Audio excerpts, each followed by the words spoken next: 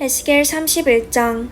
11째 해 셋째 달 초하루에 여호와의 말씀이 내게 임하여 이르시되, 인자야, 너는 애굽의 바로 왕과 그 무리에게 이르기를, 내 큰 위엄이 누구에게 비하랴. 볼지어다, 아수르 사람은 가지가 아름답고 그늘은 숲이 그늘 같으며 키가 크고 꼭대기가 구름에 닿은 레바논 백향목이었느니라. 물들이 그것을 기르며 깊은 물이 그것을 자라게 하며 강들이 그 심어진 곳을 둘러 흐르며 두개 물이 들의 모든 나무에까지 미치매 그 나무가 물이 많으므로 키가 들의 모든 나무보다 크며 굵은 가지가 번성하며 가는 가지가 길게 뻗어나갔고 궁중의 모든 새가 그 큰 가지에 깃들이며 들의 모든 짐승이 그 가는 가지에 밑에 새끼를 낳으며 모든 큰 나라가 그 그늘 아래에 거주하였느니라. 그 뿌리에 큰 물가에 있으므로 그 나무가 크고 가지가 길어 모양이 아름다우매 하나님의 동산의 백향목이 능히 그를 가리지 못하며 잣나무가 그 굵은 가지만 못하며 단풍나무가 그 가는 가지만 못하며 하나님의 동산의 어떤 나무도 그 아름다운 모양과 같지 못하였도다. 내가 그 가지를 많게 하여 모양이 아름답게 하였더니 하나님의 동산 에덴에 있는 모든 나무가 다 시기하였느니라. 그러므로 주 여호와께서 이같이 말씀하셨느니라. 그의 키가 크고 꼭대기가 마음에 닿아서 높이 솟아났으므로 마음이 교만하였은즉 내가 여러 나라의 능한 자의 손에 넘겨줄지라. 그가 임의로 대우할 것은 내가 그의 악으로 말미암아 쫓아내었음이라.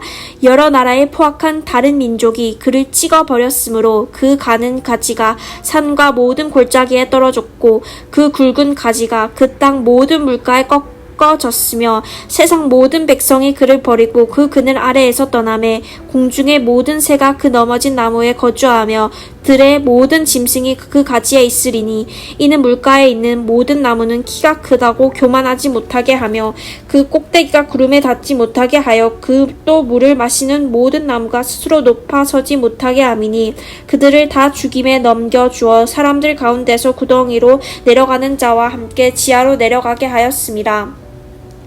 주 여호와께서 이같이 말씀하셨느니라. 그가 수월에 내려가던 날에 내가 그를 위하여 슬프게 울게 하며 깊은 바다를 덮으며 모든 강을 쉬게 하며 큰 물을 그치게 하고 레바논이 그를 위하여 슬프게 울게 하며 들의 모든 나무를 그로 말미암아 쇠잔하게 하였느니라. 내가 그를 구덩이에 내려가는 자와 함께 수월에 떨어뜨리던 때에 백성들이 그 떨어지는 소리로 말미암아 진동하게 하였고 물을 마시는 에덴의 모든 나무 곧 레바논의 뛰어나고 아름다운 나무들이 지하에서 위로를 받게 하였느니라. 그러나 그들도 그와 함께 수월에 내려 칼에 죽임을 당한 자에게 이르렀나니 그들은 옛적에 그의 팔이 된 자여 나라들 가운데에서 그 그늘 아래 거주하던 자니라. 너희 영광과 위대함이 에덴의 나무들 중에서 어떤 것과 같은고 그러나 내가 에덴의 나무들과 함께 지하에 내려갈 것이요 거기에서 할례를 받지 못하고 칼에 죽임을 당한 자 가운데에 누우리라. 이들은 바로와 그의 모든 군대니라. 주 여호와의 말씀이니라 하라. 아멘. 오늘 우리가 읽은 에스겔 31장 말씀은 백향목과 같던 아수르의 멸망에 대해 기록을 하고 있습니다. 레바논의 백향목과 같던 아수르 제국, 이는 영광스러웠던 전성기에도 불구하고 이미 파멸된 아수르 제국이 애굽의 과거와 미래를 비춰주고 있는 반면 교사가 되기 때문입니다. 느부갓네살 왕은 아수르 제국을 진멸시킨 자로서 20년 후에 애굽마저 정복할 사람이었습니다. 과거의 아수르는 레바논의 백향목과 같았습니다. 백향목은 성경에서 아주 단단하고 또 좋은 목재로 기록이 되어 있죠. 상황을 보면 메마르고 사막화된 고대 근동에서 레바논은 헤브론 산의 눈이 녹아 흘러내리면서 그 영양이 풍부하고 깨끗한 물로 인해 푸른 숲을 이뤘으며 각종 조류와 동물의 생태계를 이루었던 아름다운 곳이었습니다.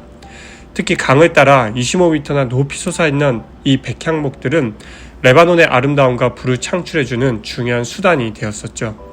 그래서 2절 말씀은 이렇게 기록합니다. 내 큰 위엄을 네게 비하랴. 이 물음에 대한 대답으로서 옛 아수르 왕이 언급되며 아수르 왕에 대한 묘사는 이렇게 3절에서 기록됩니다. 가지가 아름답고 그늘은 살림의 그늘 같으며 키가 높고 꼭대기가 구름에 닿은 레바논 백향목과 같았다.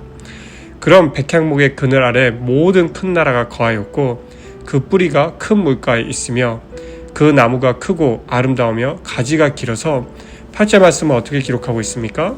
하나님의 동산의 백향목이 능히 그를 가리우지 못하며 잣나무가 그 굵은 가지만 못하며 단풍나무가 그 가는 가지만 못하며 하나님의 동산의 아무 나무도 그 아름다운 모양과 같지 못하였도다. 사실 하나님의 동산이란 인간적인 위대함이 모두 모인 곳이며 하나님께 기원을 둔 것을 뜻합니다. 즉 하나님께서 만드신 이 세상의 어떤 위대한 사람도 아수르 왕의 권세와 위엄을 능가하지 못했다라는 것이죠. 이렇게 레바논의 백향목과 같던 아수르 왕이 파멸한 궁극적인 이유는 무엇입니까? 10절 말씀에 기록하고 있듯이 그의 교만한 마음이 구름에 닿았기 때문입니다. 이는 애굽 왕이 교만했던 것과 유사하죠. 마음 가운데에 자기가 가장 높은 사람이며 나의 권력과 나의 힘으로는 못할 것이 아무도 없다라는 이 교만한 마음이 하늘에 닿을 만큼 높았기 때문에 아수르 왕은 파멸하고 만 것이죠. 결국 열국에 능한 자 그리고 열국에 강포한 다른 민족으로 묘사된 바빌론에 의해 그 백향목이 찍힐 것을 성경은 예고하고 있습니다.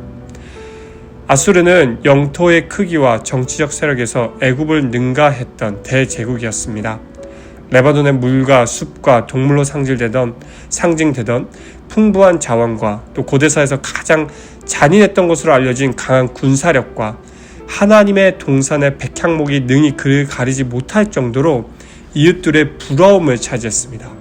그러나 꺾이지 않는 교만과 만연한 악행 그리고 동맹관계의 상실은 끝내 하나님의 심판을 가져오고 말았고 불행한 점은 이미 역사 속에서 그것을 목격했음에도 불구하고 아수르의 모습을 반복하고 있는 애굽의 파멸이라는 것이죠.